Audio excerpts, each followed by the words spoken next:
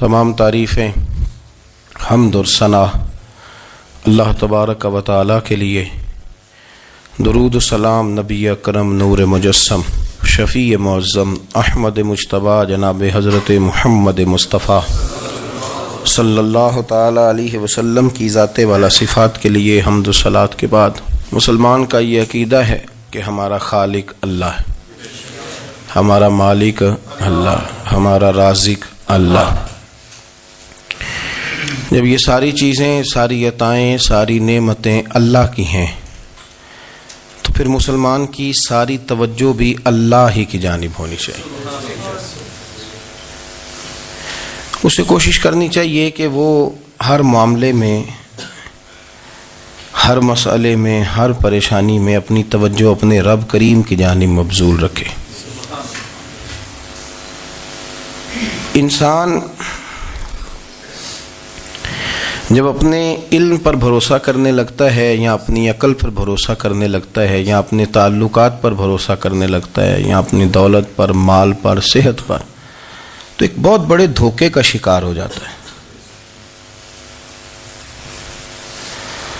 اور انسان جب انسانوں پر بھروسہ کرنے لگتا ہے تو پھر اللہ تعالیٰ اسے بعض اوقات انسانوں کے سپرد کر دیتا ہے، انسانوں کے سپرد۔ اور بہت سارے ایسے لوگ بھی ہوتے ہیں جو رب کریم کو بھولتے ہیں اور وہ اپنی ساری توجہ انسانوں کی طرف، دنیا کی طرف، دنیا داروں کی طرف کر لیتے ہیں، تو اللہ تعالیٰ فرماتا ہے پھر میں انہیں یہ سزا دیتا ہوں کہ وہ مجھے بھولنے نکلے تھے تو میں نے انہیں ان کا اپنا آپ بھی بھلا دیا، اپنا آپ بھی۔ سورہ حشر کو دیکھیے گا، فرمایا وَلَا تَكُونُوا كَالَّذِينَ نَسُوا اللَّهَ فَأَنسَاهُمْ أَنفُسَهُمْ۔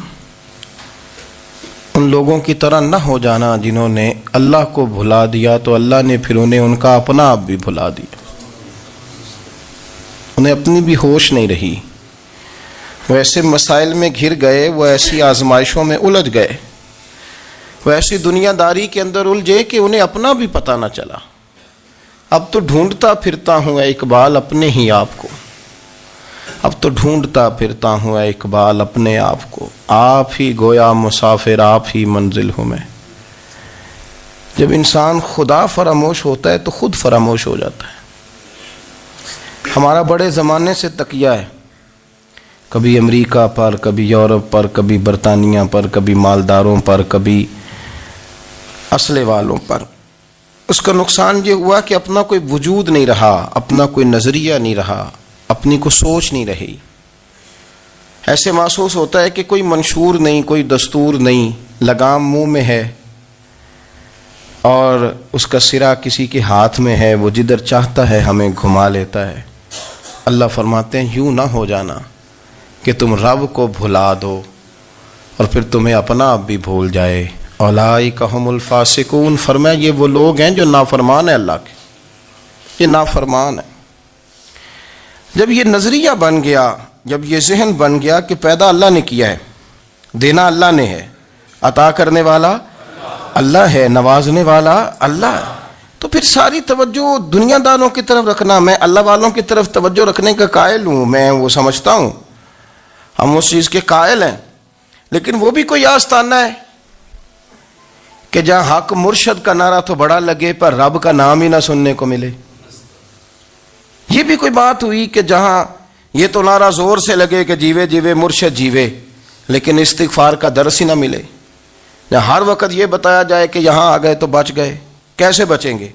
میرے رسول پاک علیہ السلام کا دروازہ سب سے بڑا دروازہ ہے، حضور کا دروازہ سب سے بڑا دروازہ ہے، لیکن میرے دوستو یاد رکھنا، نبی پاک علیہ السلام نے بھی لوگوں کو جب رستہ دکھایا ہے تو رب کریم کا رستہ دکھایا ہے، اللہ کا رستہ دکھایا، اللہ کریم کا رستہ دکھایا، لوگوں کو رب کی طرف توجہ کرائی۔ میرے رسول کریم سید عالم صلی اللہ تعالی علیہ وسلم نے لوگوں کی اللہ کی جانب توجہ کرائی اور لوگوں سے یہ کہا کہ وہ اپنے رب کریم کی جانب اپنا ذہن رکھیں، اپنی توجہ اپنے اللہ کی جانب مبذول کریں۔ میری بات کو اچھے طریقے سے سمجھیے گا، علم اللہ تبارک و تعالی عطا کرتا ہے، تو اسے اللہ کی عطا ہی سمجھنا چاہیے. کچھ لوگوں کے پاس علم ہوتا ہے پر علم نافع نہیں ہوتا, وہ ٹامک ٹونجا مارتے رہتے ہیں ساری زندگی. علم کو اللہ کی عطا سمجھیں, اپنی عقل پر اپنے شعور پر زیادہ بھروسہ نہ سمجھیں, نظر اللہ پہ رکھیں. حضرت مولا علی شیر خدا کرم اللہ تعالی وجہہ الکریم سے کسی نے پوچھا تھا بڑا عالم کون ہوتا ہے؟ ہمارے ہاں تو اب وہ والے عالم پائے جاتے ہیں نا اللہ ماشاءاللہ, جو ممبر پہ بیٹھتے ہیں تو دعوے ہی دعوے, ممبر پہ بیٹھتے ہیں تو دعوے ہی دعوے. اس طرح کے عالم ہمارے ہاں پائے جاتے ہیں, وہ ہر بات میں دعویٰ کرتے ہیں میں یہ کر دوں گا, میں وہ کر دوں گا. یہ مزاج علماء کا نہیں. حضرت علی المرتضیٰ سے کسی نے پوچھا بڑا عالم کون ہوتا ہے؟ فرمایا بڑا عالم وہ ہوتا ہے کہ جسے مسئلے کا پتہ نہ ہو تو وہ کہہ دے مجھے نہیں پتا, میں پتہ کر کے بتاؤں گا, غلط بات بیان نہ کرے. امام مالک سے کسی نے کوئی مسئلہ پوچھا تو آپ فرمانے لگے مجھے اس سوال کا جواب نہیں آتا, ہمارے بزرگ سمجھاتے کیا ہے. وہ کہنے لگا آپ اتنے بڑے امام ہیں تو اس سوال کا جواب نہیں آتا. آپ فرمانے لگے اگر مجھے ہر سوال کا جواب آتا پھر تو میں خدا ہوتا. مجھے ہر سوال کا جواب نہیں آتا, مجھے تو اتنا آتا ہے جتنا میرے رب نے مجھے عطا کر دیا ہے. اپنی نظر اللہ پہ رکھیں, نکل آئیں اس معمے سے باہر کہ میں کوئی بلا ہوں, مجھے بڑا پتہ ہے, میرے پاس 6 ڈگریاں ہیں, مجھے 10 جگہ پہ تدریس کا شغف حاصل ہے. اس سے نکلیں باہر. قرآن مجید دیکھیے گا, اللہ تعالیٰ نے ارادہ قدرت فرمایا کہ میں حضرت آدم کو بناؤں گا. پھر بنانے کے بعد فرمایا فرشتوں سجدہ کرو آدم کو. سب نے سجدہ کیا الا ابلیس ابا واستکبر وکان من الکافرین. سب نے سجدہ کیا سوائے ابلیس کے, اس نے انکار بھی کیا, تکبر بھی کیا اور کافروں میں سے ہو گیا. تو یہ جب اللہ تعالیٰ نے سجدہ کرایا تو کیسے کرایا؟ اللہ تبارک و تعالیٰ نے نا حضرت آدم کو علم سکھایا خود. وعلم آدم الاسماء کلہا.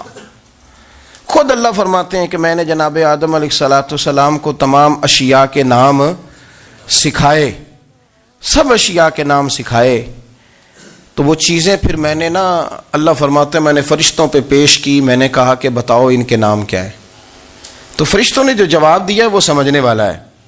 اللہ نے چونکہ خود علم سکھایا تھا حضرت آدم کو, جناب آدم سکھایا تھا, لیکن فرشتوں کو نہیں سکھایا تھا. تو اللہ کریم نے فرمایا فرشتوں اب یہ بتاؤ ان چیزوں کے نام کیا ہیں. تو فرشتے کیا کہتے ہیں؟ فرشتے عرض کرتے ہیں قالوا سبحانک لا علم لنا. آپ کبھی یقین کریں اس چیز کی لذت لیں تو مزہ آ جائے. کہا قالوا سبحانک, کہنے لگے تو پاک ہے. قالوا سبحانک, کہنے لگے تو. بھئی آدم علیہ السلام کو نام سکھا لیے, پھر فرشتوں کے سامنے وہ چیزیں پیش کر کے کہا ان چیزوں کے نام بتاؤ. تو فرشتے کیا کہتے ہیں؟ کہتے ہیں قالوا سبحانک, تو پاک ہے, لا علم لنا, ہمارے پاس کوئی علم نہیں, الا ما علمتنا, ہمیں تو اتنا پتہ ہے جتنا تو نے ہمیں سکھا دیا ہے. ہمیں تو اتنا پتہ ہے جتنا تو نے ہمیں, لا علم لنا, ہمارے پاس کوئی علم نہیں ہے, اتنا ہی پتہ ہے جتنا تو نے ہمیں سکھا دیا ہے, اس سے زیادہ ہمارے پاس علم. اور یہ کیوں تو نے ہمیں جتنا سکھایا اتنا پتہ ہے. فرشتے یہ نہیں کہتے یا اللہ تو زیادہ سکھا, آدم کو دیا تو ہمیں بھی دے, یہ نہیں فرمایا. فرمایا انکا انت العلیم الحکیم, اے اللہ تو علم والا بھی ہے اور حکمت والا بھی ہے, تجھے پتہ ہے کس کو کتنا دینا ہے. جتنا تو نے مناسب سمجھا جناب آدم کو دیا, اور جتنا تو نے بہتر سمجھا وہ تو نے ہمیں عطا فرمایا. تو اگر آپ کے پاس علم ہے, کہیں نالج ہے, تو اس کو اللہ کی عطا سمجھیں. ہمارے ہاں بہت سارے لوگ بن کے بیٹھ جاتے ہیں. میں اکثر کہتا ہوں کہ پھر وہ دعوے کرتے ہیں میرے علاقے والے جاہل ہیں, میرے شہر والے جاہل ہیں, میرے خاندان والے پڑھے نہیں. یہ آپ کا دعویٰ ہے, یہ آپ کو خراب کر دے گا. ہم نے بہت سارے ایسے لوگ دیکھے جو بہت بڑے عالم تھے, لیکن اللہ جب لینے پہ آیا تو عقل ہی لے گیا, شعور ہی چلا گیا, حافظے ختم ہو گئے. آپ دیکھتے ہیں بڑھاپے میں کچھ لوگ ایسے ہوتے ہیں کہ جن کو یہ بھی یاد نہیں رہتا کہ میرا نام کیا ہے, میں کہاں ہوں, مجھے کدھر جانا ہے. تو اس وقت سے اللہ کی پناہ مانگیں اور اپنی نظر اپنے رب کریم کی جانب رکھیں, اللہ کی جانب اپنی نظر کو مبذول رکھیں. دوسری بات, علم کے بعد ایک چیز آتی ہے جس کا نام ہے ہدایت, جس کا نام ہے تقوی, جس کا نام ہے پرہیزگاری, جس کا نام ہے عمل, عبادت, ریاضت. یہ بھی اسی وقت ہی نصیب ہوتی ہے جب میرا رب کریم نصیب فرما دیتا ہے۔ ہم نے نا نیکی کا اپنا اپنا سٹیٹس بنا لیا ہے، اپنا اپنا معیار بنا لیا ہے۔ کچھ لوگ کہتے ہیں کہ جناب مسجد میں سیمٹ کا توڑا دینے سے بہتر ہے کسی غریب کو آٹے کا تھیلا دے دو۔ اب اس نے اپنا مزاج بنا لیا نا نیکی کا، اس نے اپنا سٹیٹس بنا لیا ہے۔ میرا یہ سوال ہے کہ نبی پاک صلی اللہ تعالی علیہ وسلم جب مدینہ شریف آئے تھے تو حضور نے سب سے پہلے غریبوں میں آٹا تقسیم کیا تھا کہ سب سے پہلے مسجد بنائی تھی؟ کیا عجیب لوگوں کا رنگ ہے، اپنی مرضی کی ہدایت، اپنی مرضی کا تقوی، اپنی مرضی کا معیار۔ مسجد کوئی بڑا چھوٹا خطیب بھی میری طرح کا ہو نا تو وہ مسجد میں بیٹھ کے جب نبی پاک کی بات کرتا ہے تو کہتا ہے میرے رسول پاک غریبوں کا سہارا بن کے آئے۔ وہ غریبوں کی بات کرتا ہے، مسکینوں کی، لاچاروں کی، کمزوروں کی بات۔ تو مسجد ہی تو وہ ادارہ ہے جہاں سے غریبوں کی بات ہو رہی۔ تو اب لوگوں نے غریب کو اور مسجد کو لڑانا شروع کر دیا، اس کو لڑاؤ کہ مسجد میں پیسے دینے سے بہتر ہے آپ غریب کو آٹے کا تھیلا دے دیں۔ آپ یہ کیوں نہیں کہتے کہ مسجد میں بھی آپ توڑا دیں ایک سیمٹ کا اور ساتھ غریب کو بھی خدمت کریں؟ یہ کیوں نہیں تقویٰ؟ اپنی اپنی مرضی کا مزاج، اپنی اپنی۔ کچھ لوگ کہتے ہیں چھوڑو جی، ساری زندگی انسان نماز پڑھتا رہے اور پھر گالیاں بھی دیتا رہے، بندہ داڑھی بھی رکھ لے اور جھوٹ بولنا بھی نہ چھوڑے، تو یہ آپ نے اپنے پاس سے تقوی کا معیار بنایا ہے۔ گالی دینے کا گناہ ہے اور داڑھی رکھنے کا ثواب ہے۔ تو اگر آپ داڑھی رکھے ہوئے ہیں اور آپ کوئی غلطی کر رہے ہیں تو اس سے آپ کی داڑھی کا ثواب ختم، اللہ کرے آپ کو سمجھ آئے میری بات کی۔ آپ کوئی غلطی کر رہے ہیں، داڑھی کا ثواب اس سے ختم، وہ اپنی جگہ پہ قائم ہے چیز۔ اپنی مرضی کا کیوں تقوی کا معیار بناتے ہیں؟ تقوی کا مزاج اپنی مرضی کا نہ بناؤ۔ اللہ کی بارگاہ سے دعا مانگو کہ یا اللہ ہمیں ہدایت کا نور عطا فرما، اللہ تو ہمیں رستہ دکھا، تو بتا کہ ہدایت کیا ہے۔ تو رب فرماتا ہے اللہ ولی الذین آمنوا، اللہ مومنوں کا مددگار ہے، یخرجہم من الظلمات الی النور، وہ انہیں اندھیروں سے نکالتا ہے اور نور کی طرف روشنی عطا فرماتا ہے۔ اندھیروں سے نور کی طرف اللہ لاتا ہے۔ اللہ ولی، اللہ مومنوں کا ولی ہے، وہ انہیں اندھیروں سے نور کی طرف نکالتا ہے۔ ہدایت ہمیشہ اللہ کی طرف سے سمجھے۔ جب وہ نماز کی توفیق دیتا ہے تو اپنے فضل سے دیتا ہے، جب وہ ذکر کی توفیق دیتا ہے تو اپنے فضل سے۔ ہم سمجھتے ہو جی فلانا نہیں پڑھ رہا بڑا بیوقوف ہے، فلانا نہیں پڑھ رہا، تو تم کیا اپنی عقل کے زور پہ پڑھ رہا ہے؟ میں جی اللہ کے فضل سے 2 سپارے پڑھتا ہوں، تو کس پہ احسان کرتے تو 2 سپارے پڑھ کے رویا کر، کہ اگر مالک تو بڑا قریب نہیں۔ بڑے لوگ ہیں جن کو پورا قرآن حفظ ہے پر انہیں پڑھنے کی توفیق نہیں، تو انہیں فضل کیا اور مجھے توفیق دے دی ہے پڑھنے کی۔ رویا کر، پڑھ کے رویا کر، راتی ساری کر کر زاری، او نیند اکھاں تھی توندے تے فجرے اوہی گناہگار کہاون سب تو نیوے ہوندے۔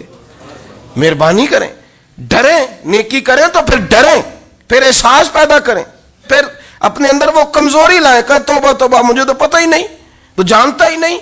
حضرت سیدنا امام اعظم ابو حنیفہ رحمۃ اللہ تعالی علیہ کے ساتھ ایک شخص کہتا میں نے نماز پڑھی، تو عشاء کی نماز تھی۔ یہ جو لوگ بڑے ہوتے ہیں نا، جن کے پیار کرنے والے بڑے ہوتے ہیں، ان کے گرد خوف بھی بڑا ہی ہوتا ہے، انہیں بڑا ڈر لگتا ہے، بڑی بعض اوقات آزمائش ہوتی ہے ان کی۔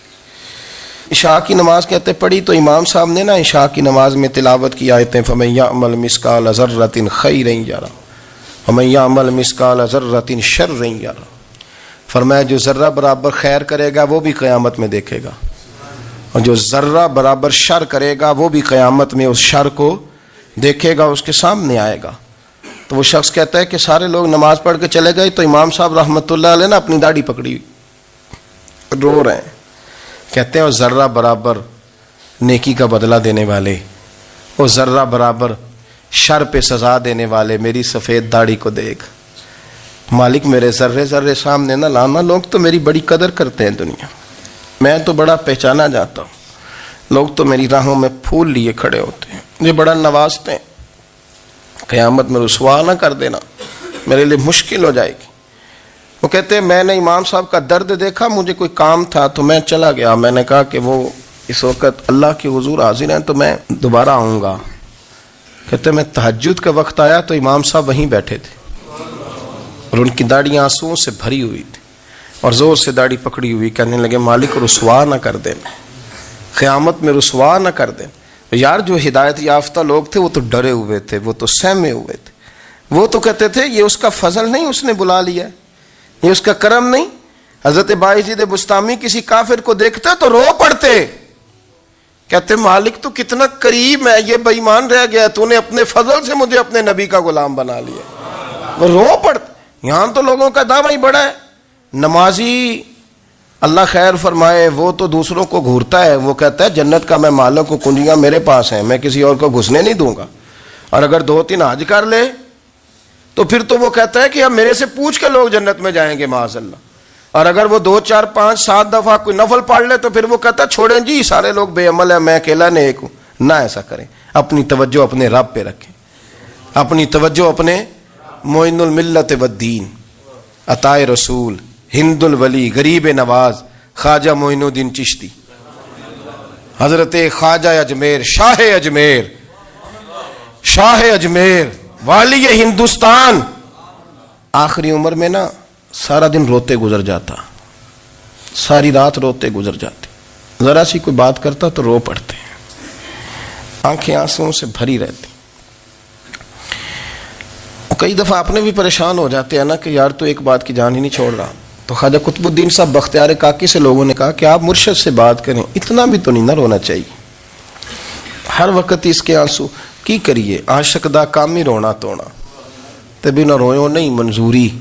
یہ عاشق سدا ہی روندا رہندا ہے، پاویں وصل ہوئے تے پاویں دوری، ہر وقت رونے کا کیا مطلب ہے؟ تو خواجہ قطب صاحب کہتے ہیں میں قریب گیا تو میں نے پیر دبائے، میں نے کہا سونیا لوگ تو کچھ بھی نہیں کرتے، تو نے تو کمال کر دیا، 90 لاکھ آدمی مسلمان کر دیا، دنیا کچھ نہیں کرتی، تو نے 50 سال ساری رات مصلے پہ بیٹھ کے رب راضی کیا۔ تو شہزادہ تھا، حضور کی اولاد تھا، لیکن معین الدین تیرا ایک پلاٹ بھی نہیں، تو نے طالب علم پالے، انہیں غریبوں کو دیا، تو نے نوازا، کوئی شے نہیں تیرے پاس، ہر چیز تو نے، ساری رات روتے ہو، سارا دن روتے ہو۔ تو خواجہ قطب الدین صاحب کہتے ہیں میں نے جب عرض کیا تو خواجہ صاحب مجھے گلے لگا لیا، چیخ مار کے روئے، کہنے لگے قطب الدین پتر داڑھی سفید ہو گئی، جانے کا وقت آ گیا، جو تو نے نیکیاں گنوائی ہیں وہ ہیں صحیح میرے پاس، پر یار کی بارگاہ میں پیش کرنے کے قابل ایک بھی نہیں، تو بارگاہ تو دیکھ کتنی بڑی ہے، رسول کریم کی بارگاہ میں پیش کرنے کے قابل ان میں سے ایک بھی نہیں، تو آستانہ دیکھ کتنا بڑا ہے، کیا پیش کروں گا، کیا عرض کروں گا حضور کی بارگاہ میں، کس طرح؟ وہ یار جو بڑے تھے وہ تو ڈرے ہوئے تھے، سہمے ہوئے تھے، وہ تو بڑی آزمائش میں تھے، لیکن میرا اور آپ کا رٹا 2 نمازیں پڑھ کے 6 نمازوں کا دعویٰ کرنا اور لمبی چوڑی کہانیاں بنانا اور اپنے منہ سے اپنی تعریفیں کرنا، اس سے تھوڑا باہر آئیں۔ رزق بھی میرا اللہ ہی دیتا ہے، علم بھی اللہ دیتا ہے، رزق بھی۔ بڑے بڑے فقیروں کو مالدار ہوتے دیکھا، بڑے بڑے مالداروں کو فقیر ہوتے دیکھا، بڑے بڑے، میرے ایک بڑا سخی قسم کا سجن ہے، بڑا پیارا ہے، میں اسے سخی مانتا ہوں، میں نے اپنی پریشانیوں کے دنوں میں بھی اس شخص کو سخی دیکھا۔ ایک دن رات کو مجھے ٹیلی فون کر کے کہنے لگا کدھر ہو؟ میں نے کہا میں گھر ہوں۔ نہیں اکثر سفر میں ہوتے ہو نا؟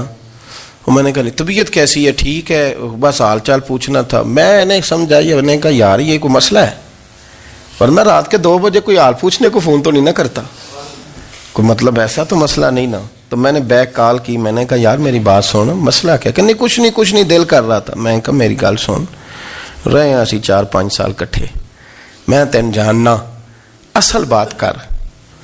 کہنے لگا مکان بھی بڑا ہے، سارا کچھ ٹھیک ہے، پر وہ بڑا ہی بے نیاز ہے، کچھ حالات اس قسم کے آ گئے ہیں کہ لوگوں کو بتاؤں بھی تو لوگ ماننے کو تیار نہیں، زیادہ نہیں، مجھے نا تھوڑے سے پیسوں کی ضرورت ہے، کوئی 15-20 ہزار اگر مل جائیں، میری ضرورت۔ آپ یقین کریں میں روتا رہا ساری رات۔ میں نے کہا مہربانہ تیرا کس طرح کریں گے، اس سے لے کے زمانہ استعمال کرتا تھا، پر بے پرواہی ویخ نہ سجڑ دی، جتھے کسے دی پیش نہ جاوے، انہیں تاجاں والے در در رولے تے منگتے ہیں تخت بٹھاوے۔ سجنا کسے نو کارا مل دئی، کوئی کعبے خالی آوے. واللہ خیر الرازقین. وہ کہتے تو دائیں بائیں نہ جا، رزق تو تجھے میں دوں گا، میں ہوں بہتر رزق دینے والا. بڑے بڑے بادشاہ، بڑے بڑے شہنشاہ، بڑے بڑے لوگ، ہاتھوں میں کاسے، فقیریاں. ام ربیعہ کہا کرتی تھیں، بڑی نیک اور صالح خاتون تھیں. وہ کہتی ہیں کہ میں نا بڑے امیر آدمی کی بیوی تھی، اپنے شوہر کے ساتھ چھت پہ بیٹھی تھی تو نیچے فقیر مانگنے والا آیا. اس نے بڑے درد سے صدا کی تو میں نے اپنے شوہر سے کہا کچھ دے دیں. کہا دفع کر، ان لوگوں نے دھندا بنایا ہوا ہے. کہتی میں میکے سے بھی بڑا مال لے کے آئی تھی، میرے ماں باپ بڑے امیر تھے تو میں نے نا چوری اپنے خامہ سے نظر بچا کے باتھ روم جانے کے بہانے گئی اور نیچے جا کے 5 دینار میں نے اس فقیر کی ہتھیلی پہ رکھے. کہتے اس نے 5 دینار دیکھے، پھر میری طرف دیکھا تو میں نے اس کی آنکھوں میں آنسو چمکتے دیکھے. کہنے لگے بی بی رب تیرا بھلا کرے، میں 3 دنوں کا بھوکا ہوں. کہ وہ چلا گیا. میں گھر آ گئی، جب باہر آئی تو میرا شوہر کہنے لگا تو اتنی اب اتنی تو تیز ہو گئی ہے اور تو اتنی خود مختار ہو گئی ہے، میرے بغیر پوچھے مال خرچ کرے گی، جا تجھے 3 طلاقیں. کہتی میں بالدار اور وزادار باپ کی بیٹی تھی، طلاق لے کے گھر آئی تو میرا باپ ٹوٹ گیا، چارپائی پہ چلا گیا. اوہو یہ کیا بن گیا. کہتی بڑی تکلیف رہی. 1-2 سال کے بعد میرے ابا نے میری شادی کر دی. اب جس شوہر کے پاس گئی وہ بڑا نیک تھا، پرہیزگار تھا، اللہ نے بہترین صلہ دیا. کہتی چھت پہ بیٹھی تھی، دروازے پہ فقیر آیا تو میں نے شوہر سے کہا کچھ دے دوں. کہنے لگا 5 نہ دینا، 15 دینا، 20 دینا. میں فقیر ہوں، میں نے فقر سے دولت دیکھی ہے، اسے خالی نہ لوٹانا. کہتی ہے کہ میں نیچے گئی اور جب میں نے اس کی طرف دینار بڑھائے تو میری چیخ نکلی، پیسے پھینک کے میں بے ہوش ہو کے گری. میرا شوہر نے آ کے اٹھایا، اندر لے گیا، پانی منہ پہ چھڑکا. کہنے لگا تجھے کیا ہوا؟ کہنے لگی یہ جو مانگنے آیا یہ میرا پہلا شوہر تھا، وہی تھا جو کہتا تھا کہ تو 5 دینار دے آئیے، جا تجھے 3 طلاقیں. پڑھو نا حدیث پاک. میرے نبی پاک علیہ السلام نے فرمایا ایک بندہ گنجا تھا. گنجا کوئی ترتیب آگے پیچھے ہو جائے تو مفہوم کے لحاظ سے، لیکن میں مفہوم اس کا واضح کرتا ہوں. ایک گنجا تھا، کوئی شے نہیں تھی، سر پہ بال بھی نہیں تھے، رویا کرتا تھا. اللہ تعالیٰ نے فرشتے کو بھیجا، تجھے کیا چاہیے؟ تو کہنے لگا بال آ جائیں اور تھوڑا مال آ جائے. فرشتے نے ہاتھ پھیرا تو بال بھی آ گئے تو بکریاں بھی آ گئیں، لائنیں لگ گئیں، مال ہی مال ہو گئے. دوسرے کے پاس گیا، وہ کوڑا تھا. اس کو جا کے کہا کیا چاہیے؟ کہنے لگا شفا ہو جائے اور کچھ اللہ تعالیٰ آسانی کر دے. شفا بھی ہو گئی، گائیں بھی دے دی، بھینسیں بھی دے دی، مال ہی مال ہو. پھر ایک کے پاس گیا، وہ اندھا تھا، تجھے کیا چاہیے؟ اس نے کہا آنکھیں مل جائیں اور کچھ ساتھ اللہ مال دے دے. اونٹ ہی اونٹ ہو گئے. جب بڑا نواز دیا تو پھر مالک نے امتحان لینے کا ارادہ کیا. یاری تیری سونا ہے پر آزمائشاں بھی تیریاں اگ. آزمائشاں تیریاں، صحیح کہہ رہا ہوں، آزمائشاں تیریاں، یاری تیری سونا ہے پر آزمائشاں تیریاں. یہ سونا پرکھیا جامدائی پہلو نال لگاں دے لگ. اللہ نے فرمایا آزمائش کرو. سب سے پہلے گنجے کے پاس آئے، اسے کہا اللہ کے رستے میں کچھ دیکھنے لگا، میرے خرچے ہی بڑے. دیکھو تو صحیح کتنی مشکل میں وقت گزارتا ہوں، حال ہی کوئی نہیں. تو اس نے کہا میں نے تو سنا ہے تو گنجا اور بھوکا ننگا تھا. کہنے لگا میں تو جدی پشتی رئیس اعظم ہوں، تو یہ کس پاگل نے کہا ہے بھاگ جا. اس نے کہا اچھا جیسے تو تھا ویسے ہی ہو جائے. کھیت کھلیان اجڑ گئے، پھر سے گنجا ہو گیا. حضور علیہ السلام فرمانے لگے. پھر وہ اس کے پاس گیا جو کوڑا تھا، اسے کہا کچھ دے. کہنے لگا خرچے ہی بڑے. اب پوچھ لیں کسی امیر آدمی سے، کہے گا چکی کے نیچے ہاتھ ہے میرا، میرے سے زیادہ تو اب پریشان بندہ ہی کوئی نہیں. کیا بتاؤں آپ کو، اتنا ٹیکس ہے، اتنا جرمانہ ہے، فلانی شے، بڑا کچھ گنواتے ہیں لوگ. اس نے کہا میں نے تو سنا تو پہلے کوڑا تھا. اس نے کہا جا دوڑ جا، میں تو رئیس اعظم ہوں، دادا بھی پردادا بھی اور ساری نسل ہی. اس نے کہا اچھا جیسے تو تھا ویسے ہی ہو جائے. پھر وہ گیا اندھے کے پاس اور جا کے کہا اللہ کے نام پہ کچھ دے. تو کہنے لگا رب کے نام پہ؟ یہ کھڑے ہیں اونٹ، جتنے تیرے دل کرے لے جا. اس نے کہا کیا مانا اس بات کا؟ کہنے لگا یار تجھے کیا بتاؤں، میں تو اندھا تھا، میں نے تو کبھی دنیا دیکھی نہیں تھی. پھر اس کریم نے فضل کیا تو مجھے بڑا کچھ دکھایا. میں کیا بتاؤں، میرا دل کر رہا ہے کہہ دوں کہ پھر اس نے کعبہ دکھایا. پھر اس نے روضہ رسول دکھایا، پھر اس نے ریاض الجنہ کے سجدے دکھائے، پھر اس نے اپنے محبوب کے دروازے کی رونقیں دکھائیں۔ اس نے بڑا کچھ دیا، اس نے بڑا نوازا۔ میرے پاس تو شاید میں بدکار پرانا خادم، کسے در ملی نہ ٹوئی، اے واصف یار نے نظر جو کی تھی، پھر واصف ہی ہوئی۔ یہ تو اس کا کرم ہوا۔ تو یہ وہ کہنے لگا تو اللہ کے نام پہ جان مانگ، میں وہ بھی دینے کو تیار۔ میرے پاس تو شے کوئی نہیں تھی، مجھے تو اپنا پتہ ہے، میں تو کوئی شے نہیں تھا، کچھ نہیں تھا میرے پاس۔ یہ تو ان کا کرم ہے کہ رخ ان کا ادھر ہے، اور مختصر سی میری کہانی ہے، یہ جو بھی ہے ان کی مہربانی ہے۔ تو وہ کہنے لگا میں بھی کچھ لینے نہیں آیا تھا، تیری آزمائش ہی کرنے آیا تھا۔ تیری عزتیں بھی سلامت رہیں گی، تیرا مال بھی سلامت رہے گا، تیری شفا بھی۔ اپنی زندگی میں کبھی بھی اللہ کی بارگاہ سے توجہ ادھر ادھر نہ کریں، چھوڑیں لوگ کیا کر رہے ہیں، دنیا کیا کہہ رہی، کبھی بھی اپنی توجہ دائیں۔ ہمارا یہ مسئلہ بن گیا کہ ہماری سیاست ہے، ہماری دنیا داری ہے، ہم بندوں کو راضی کرنا چاہتے ہیں، ہم دیکھتے ہیں کون کس طرح، اور آپ یقین کریں آپ تھک جائیں گے، بندے راضی نہیں ہوں گے، وہ نہیں راضی ہوتے۔ آپ ان کو منا کے لائیں گے تو ادھر والے نکل جائیں گے، ادھر کو منائیں گے تو ادھر والے نکل جائیں گے۔ اس چکر سے باہر آئیں، اس رب کو راضی کریں جو فرماتا ہے ان الذین آمنوا وعملوا الصالحات سیجعل لهم الرحمن ودا۔ فرمایا تو ایمان لانے کے بعد نیک عمل کر، میں لوگوں کے دلوں میں تیری محبت پیدا کر دوں۔ رحمان لوگوں کے دلوں میں محبت ڈال دے گا، اللہ لوگوں کے دلوں میں۔ اپنی نظر ہمیشہ اپنے رب پہ رکھیں، اتنی لمبی چوڑی دنیا داروں سے امیدیں نہ وابستہ کریں۔ میں نے دیکھا ہے لوگ کا سال ایسی کرتے ہیں، کبھی اس کے دروازے پہ کبھی اس کے دروازے پہ۔ ان چکروں سے باہر آئیں اور اپنے رب کی بارگاہ کی طرف توجہ کریں۔ استغفار شوق سے پڑھا کریں، اور اکیلے میں نا، اکیلے میں۔ حضرت رئیس المتکلمین مولانا نقی علی خان صاحب رحمۃ اللہ نے لکھا ہے کہ فرعون 500 سال حکومت کر گیا، یہاں تو 5 سال کی حکومت کی پیر لڑکھڑاتے ہیں، 500 سال۔ فرماتے اصل وجہ یہ تھی کہ دنیا جب سو جاتی تھی نا تو اوپر چادر لے کے تو مصلے پہ بیٹھ جاتا تھا، اور ہاتھ باندھ کے کہتا تھا رب تو ہی ہے، میرا پردہ نہ کھولنا، مالک تو ہی ہے، کرم نوازی کرنا، میری پکڑ نہ کرنا۔ وہ بے ایمان ہو کے اگر 500 سال ہاتھ باندھے تو گزارا کر لیتا ہے، تو ایماندار ہے۔ پر مسئلہ یہ ہے کہ تو رات کو بکل مار کے ہاتھ نہیں نہ باندھتا، تو منت نہیں کرتا، تو استغفار نہیں کرتا۔ توبہ کریں تو بچے رہیں۔ وہ اتنی لمبی حکومت کر گیا چونکہ رات کو کہتا تھا مالک رب تو ہی ہے، لیکن مہربانی فرما، میری پکڑ نہ فرما، تو اللہ نے تو اس کو مہلت دے دی۔